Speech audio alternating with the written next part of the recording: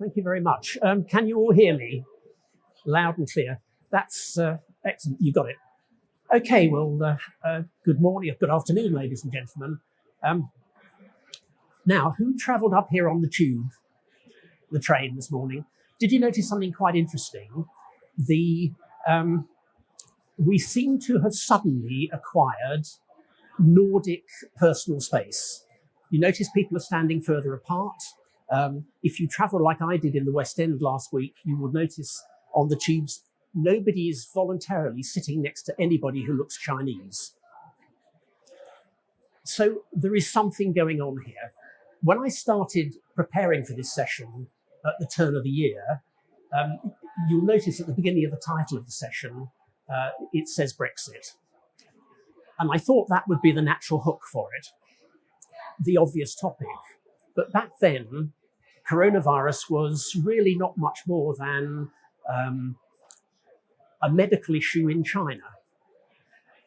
It was beginning to have a little bit of commercial application because, after all, China is the world's factory. But it didn't seem so serious. Now, of course, it has morphed into a really serious, major issue. It's affecting so many aspects of life.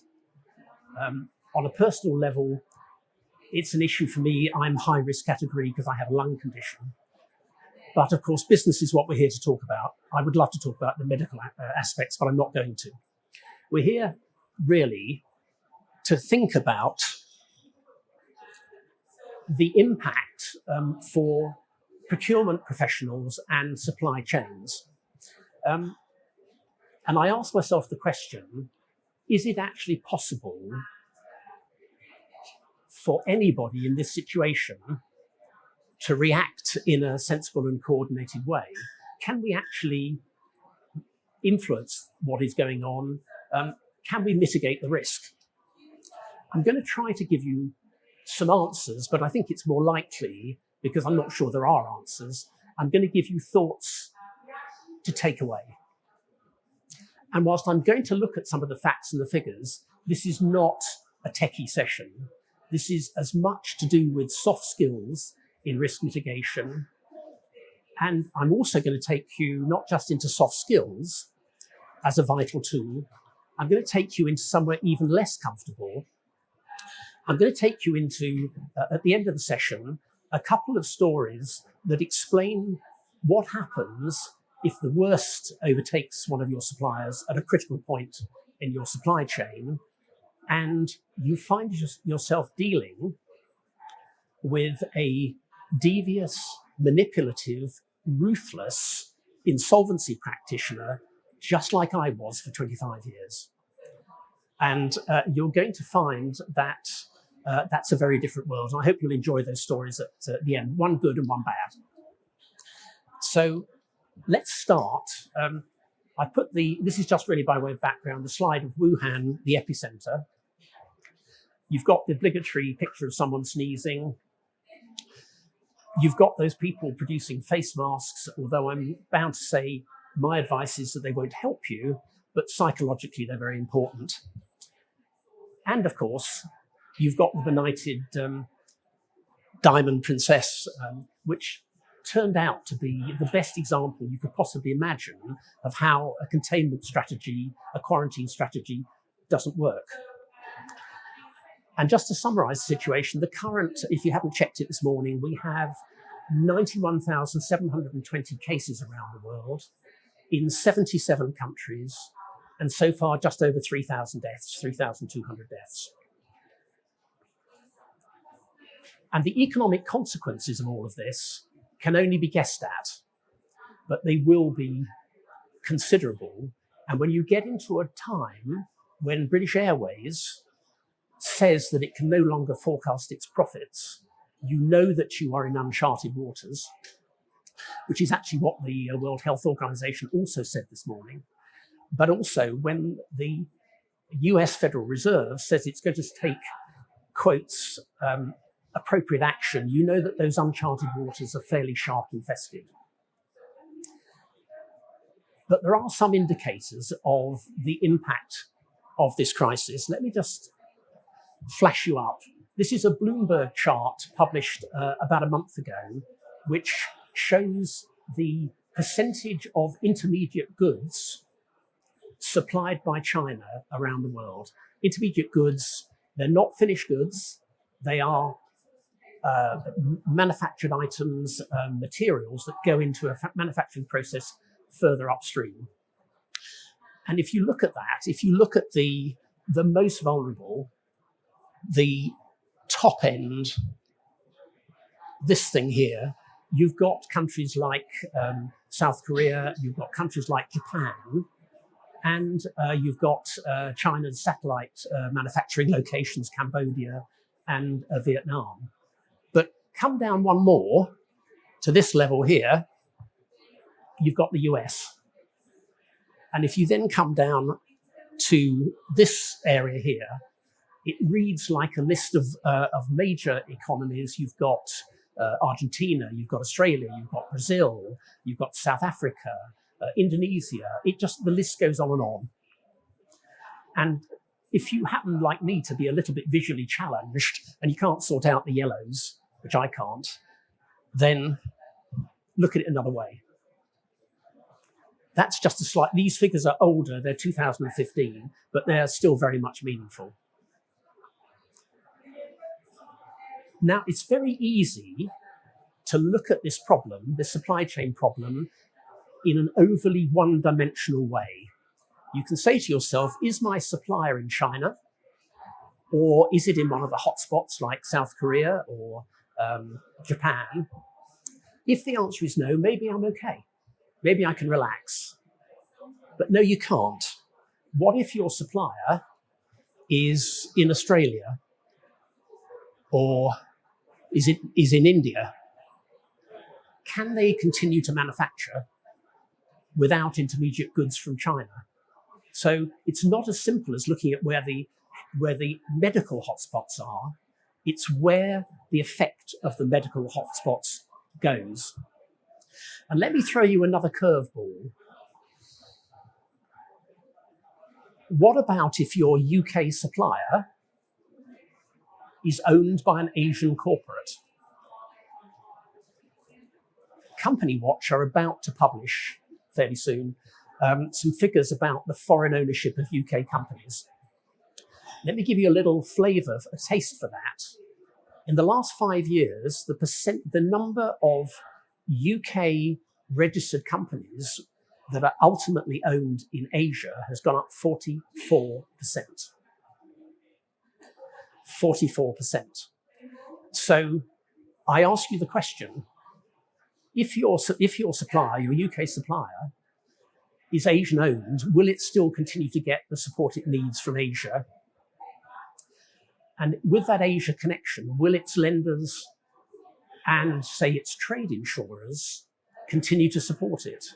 So it's not anywhere near as simple as you might think. Let me also tell you that if you rank UK foreign-owned corporations by size, by turnover size, 4 of the top 10 are Asian-owned. 4 of the top 10. So your supplier in the UK may be big, but it's just possible its ownership profile may be ugly. So just think about that. Now, I can slice and dice these figures and these risks for the rest of the session, but I'm not going to.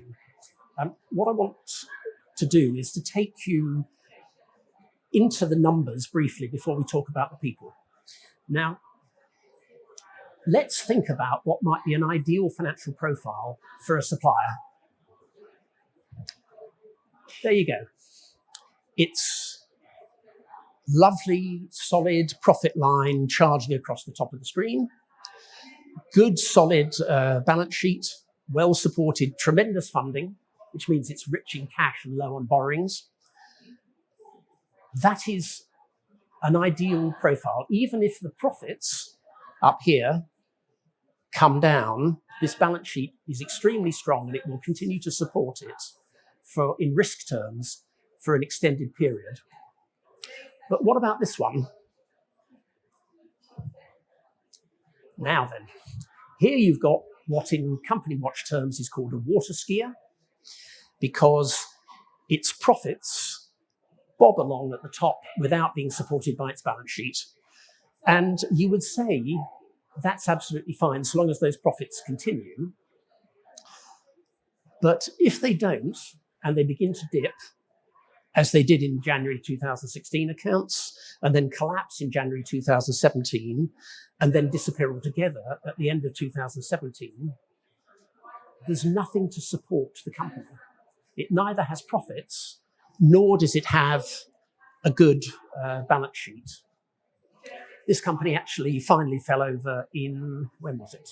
It fell over in May 2019, went into administration.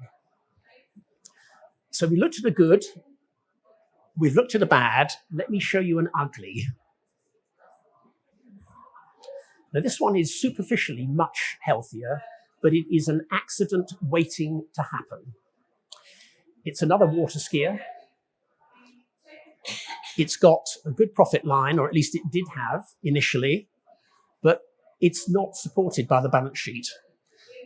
And when the profits collapsed in the year to September 18, what is there to support it? Now, this company is still trading.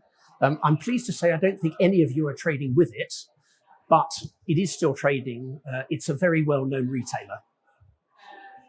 Very well-known retailer, but that is an unhealthy profile. It's an accident waiting to happen. And can anybody tell me what the other thing on this chart is that ought to make you wary?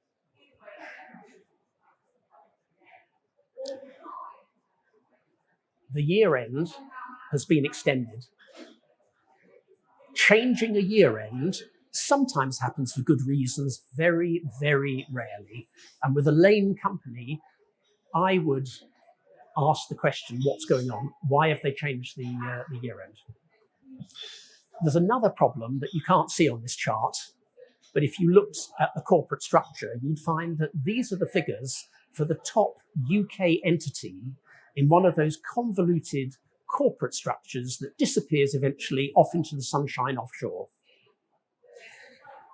Now, and the top company is in a jurisdiction where there are not only no figures available, it is illegal to ask who owns the company. So you don't even know who owns it. Actually, you do in this case, but normally you wouldn't. Now, if these structures are set up so that the top UK company is the one that looks best, because that's where stakeholders in the UK are looking, because they can't look anywhere else. They can't look offshore. Now, all the nasties and the reputational whiffy bits are offshore. So a card-carrying cynic like me says, if that is what the top UK entity looks like, and it's meant to be the rosiest picture, what is lurking under the Paradise Island sunbed of the top companies in that structure? Now, let me make another point. These figures are based on, these charts are based on published accounts. The two companies that are left standing, the three I've talked about, one of them has the latest figures in March 2019, the other in September 2018. We are now in March 2020. So these figures are a year old in one case and 18 months old in the other. Relying on those is like flying blind with very old maps. You just don't do it. So in this situation, you need, and I hope you all do, you need to be getting management figures from your suppliers on a timely basis, on a regular basis, and you need to be looking at them. But that's great. But when you go from management figures to the future, I wouldn't rely on a single company's forecasts, budgets right now. I just wouldn't. Now, if British Airways can't tell you what's going to happen in 6 months' time, why would somebody at the back in the back end of the West Midlands? I'm really sorry, but they can't. So you need to be able to take the published figures, the management figures, and you need to model. You need to be able to say, what if? What if the costs rise because of supply chain interruption? What happens if the revenues fall? Basic modeling of risk. But you need to do something else. You also need to model for what happens if the activity levels rise. Because in a supply chain disruption situation, if you are blessed with two suppliers of a critical part of the supply chain, the reaction to a problem at one is probably to move business to the other one. Let me tell you, I was an insolvency practitioner for 25 years. I probably dealt with 1,000 companies that I couldn't rescue. Lots I could, but ones I couldn't. And far more of those ones that failed were undone by overtrading than they were by a drop in sales. Far more of them.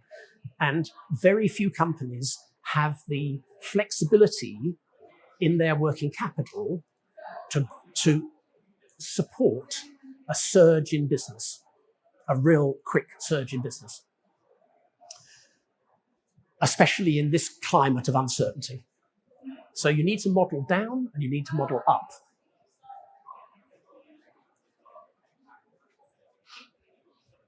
So that's numbers. That's numbers. That's the easy bit. Numbers are great.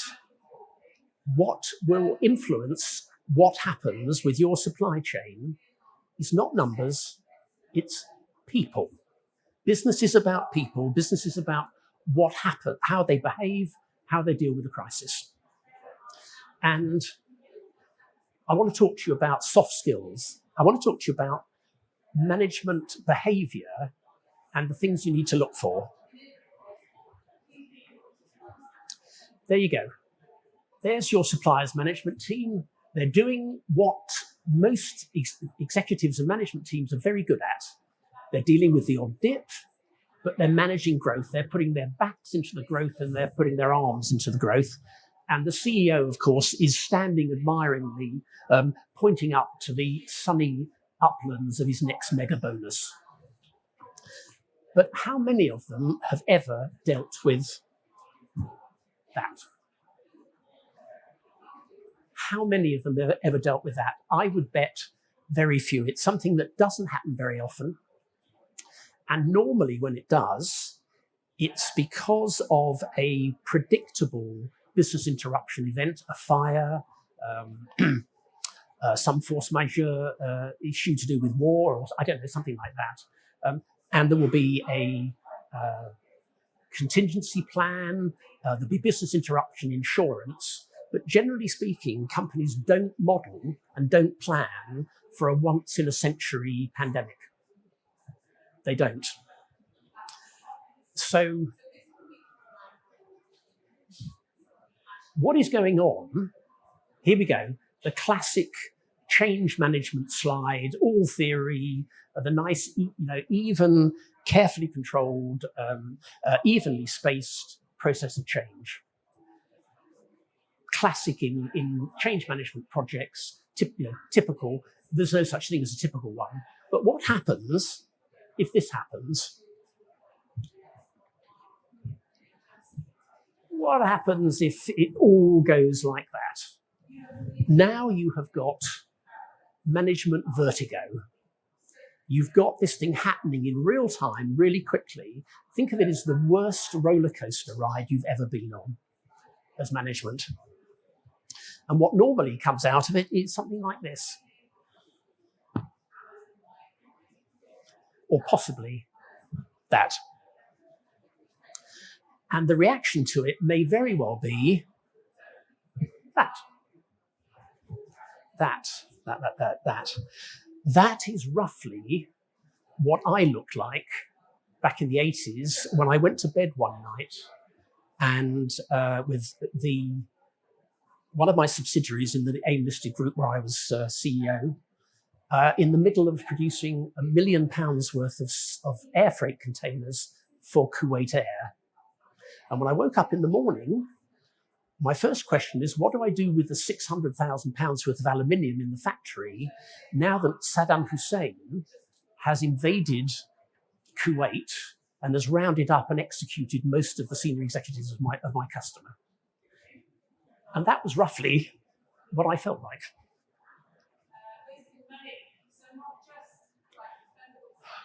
Now then, I talked to you about people. What you need to know is, what are the people like who are going to be dealing with a crisis in your supply chain down at the impact point? And let's start with the CEO. Is he like this? Or is he consensual? Does he support the people around him? Actually, they could both be right and they could both be wrong. It'll depend on the team they're managing. It'll depend on the culture of the company. May depend on the culture of the country involved. In China, I suspect there's a great deal of that going on, and not much of that. The other important player is the CFO. Is he a gatekeeper? Is he I'm not going to spend any extra money on rescuing the situation, I don't want any change? Or is he one of these? Is he a far-sighted visionary who can see where he's trying to get to from whatever position he's at? Again, it doesn't matter so long as you know who you are dealing with, because you're going to have some very adult conversations with them.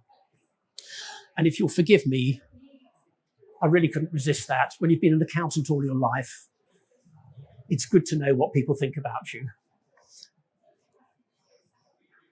So, people, you've got to know about them. How? How is your communication working? So, you've got relationships all over the world, or maybe all over the country. I assume you've met the people, right? Probably been to the premises.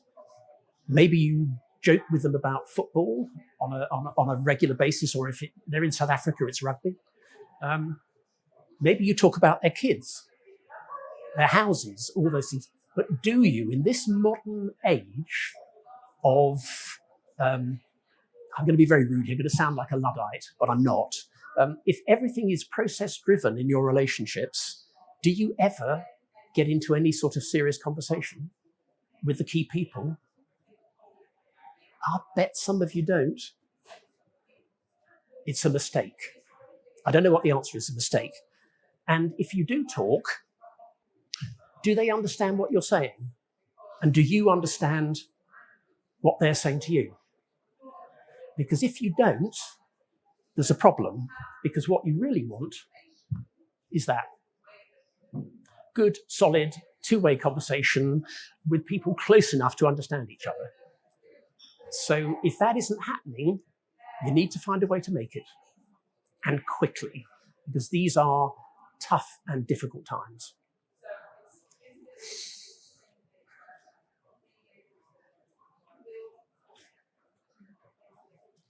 So, let me move on.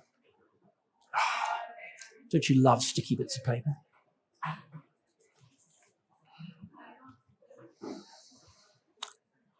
We've got to the bit where I'm going to tell you a couple of war stories. I'm not sure how we're doing on time. A couple of war stories. You've done all you can to mitigate the problems in your supply chain, but the inevitable happens, and one of the suppliers at a key point in your supply chain goes bust. And all bets are off. You think it's all over, but actually, the fat lady hasn't sung yet, and if you're really unlucky, your fat lady was me. Now, as an insolvency practitioner dealing with one of your suppliers, I am bound by certain statutory rules, but my tactics are my own, and they're not probably anything you've ever run across before. And it will raise your eyebrows and it will broaden your horizons. And sometimes I could be nice. Sometimes I could be really nice and I could pull rabbits out of the hat, which I did in the late 1990s for British Airways. Anybody recognize that? An old-fashioned air ticket. Red carbon. When you went to security, they tore off a page, shoved it somewhere. Well, if you are British Airways, the only way you get your revenue off those things in those days was because they were processed through the IATA scanner in Geneva. Very whizzy scanner. And this is for multi-carrier trips, where the first leg is on British Airways, the second is on Lufthansa, the third one's on Cathay Pacific. IATA still is responsible for breaking down the revenue for that ticket between the airlines. You don't put that ticket through the scanner, you don't get the money. I was appointed administrator of a tiddly-push little company in Feltham, near the airport, that processed those bits of paper. They put together those bits of paper, sent them to IATA in Geneva, and back came the revenue to British Airways. This business was mission critical to British Airways for just shy of £1 billion worth of revenue a year. And it was 28 people in Feltham and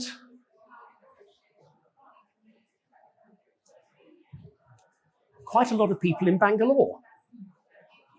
So this goes bust. BA come knocking on my door and say, can you keep the business running? We'll pay you. I agreed a figure of, which was lovely, of 100,000 a month to keep the business going. And BA said, we'll find a replacement. Just keep it running. Fine. So they came back about 6 weeks later and said, we've got a replacement, but they want the Indian business. It'll take too long to recreate the infrastructure. Can you deliver that? Yes, of course, I say. And then I go and check. No, I couldn't. Or I thought not, because if you did business in India in those days, you had to have a 30% local partner.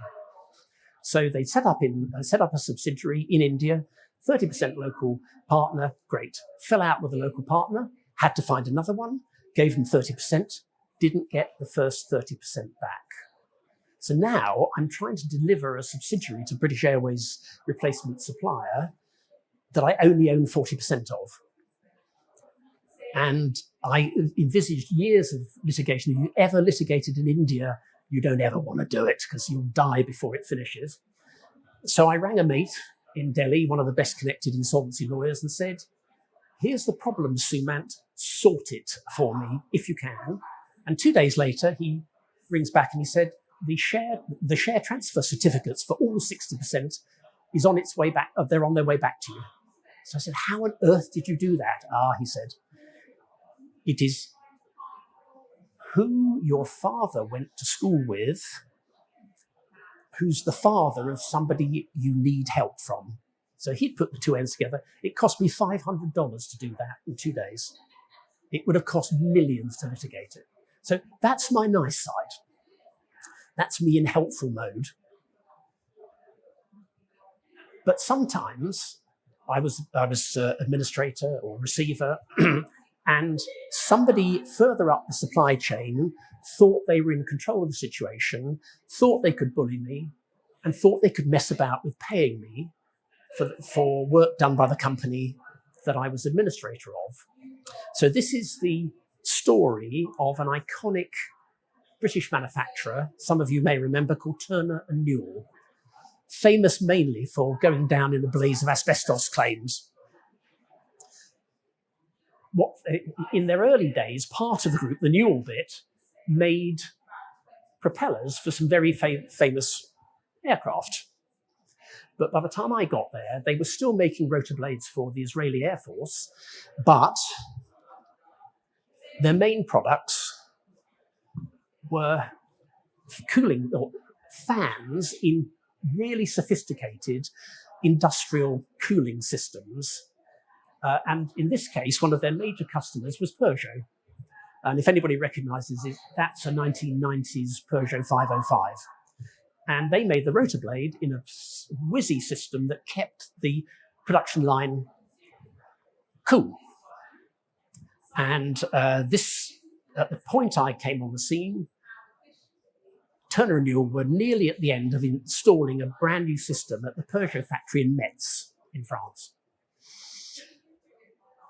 The company was owed an instalment payment that was overdue of 300,000 euros, and it was due another 250,000 euros on completion of testing of the system. Well, all well and good. I asked for the money, the 300,000 euros, and got a predictable, a very shrug from France. And of course we'll pay you, because we know your work is important. Well, that's fine. Time went by. We're still working on this thing in Metz. It's the only project we've got left. And I finally got to the point where I couldn't stand, I wouldn't put up with the prevarication any longer. And at this stage, we were 2 days away from the end of the summer shutdown at this plant. And the main piece of summer maintenance they had been doing was putting this cooling system in. So next morning, by lunchtime, I'm in Metz with 2 of my staff, one of whom spoke French. And we've talked our way into the factory, and we are right at the point where the Turner & Newall equipment is sitting, almost finished. And we've arranged to meet the factory manager. And I ask him once more to make arrangements to pay the 300,000 euros he owed me. And now what I said to him was, I want an irrevocable letter of credit for the last 250,000 euros plus 25,000 euros for our extra costs in keeping the production line going, our production line in Peterborough. And there is a sort of no. Of course there's a no. And I say to him, I think you need to go away and talk to your finance division in Paris, because I've tried and I can't get any sense out of them. And he said, well, why would I do that? So I produced out of my pocket that, which was a printed circuit board that was the heart of the control system for the whole cooling system. Nothing very special about it, except it was custom built, designed by Turner & Newall, and without that, the system didn't work. I'd been told, I'd asked the factory people back in Peterborough before I left, how do I disable this thing? Systems, answer was simple, take it out. So I did. So I waved it provocatively at him and said, either I hereby close of business today that the 300,000 euros is in my bank account, and I hereby tomorrow morning, because I know these things take longer, that I've got my irrevocable letter of credit, or I'm going home with this. And I reckon it'll take you 2 months to replace this system. I know you've thrown the old one away. Up to you. I can't tell you how many merdes and allez-vous-en went into this conversation, but eventually he said, okay, I'll try. Go, take a walk around Metz. And by the end of the day, we had our 300,000 euros. And by the next morning, I had my irrevocable letter of credit. So you don't ever want to mess with an insolvency practitioner who does not care about you, does not care about your supply chain. He just wants his, effing money. Because, of course, an insolvency practitioner, if he doesn't get his effing money, doesn't get paid. So it's sort of personal. So that's my 2 war stories, one good, one bad. What I've been trying to get across to you in this session is this is an unpredictable crisis. It will affect your supply chain in all sorts of unpredictable ways. Nothing you can do to stop that. But you need to be on top of the numbers, and you need to be on top of the most current numbers, and know where these businesses may be going. You need to know the people. You need to have open communication with them. And it's as simple as that, because as I said at the beginning, this is about people, not about numbers and business structures. It's people that will sort out your problems, nothing else. Okay, well, thank you very much indeed. Thank you.